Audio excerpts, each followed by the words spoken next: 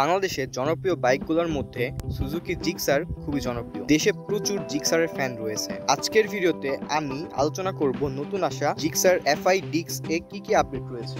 Bike কোম্পানিগুলো এখন এমন এক অবস্থায় হয়েছে যে তারা পুরান বাইকগুলোকে একটু ঘষা মাজা করে নতুন মডেল নামে চালিয়ে দিচ্ছে। জিক্সার FI ডিক্স এর ব্যতিক্রম না। চলুন দেখা যাক নতুন মডেলে কি থাকছে।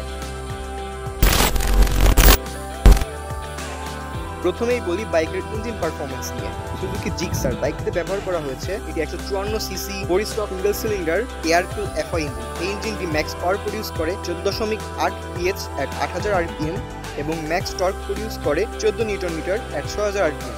বাইকটা থেকে 45+ মাইলেজ পাওয়া যাবে। জিক্সার থেকে আপনি সর্বোচ্চ 125 কিলোমিটার স্পিড পাবেন। এখন বলি কন্ট্রোলিং এর কথা। জিক্সারের কন্ট্রোলিং খুব ভালো এই সেগমেন্টের বাইকগুলোর মধ্যে। এখন বলি কমফোর্টের কথা।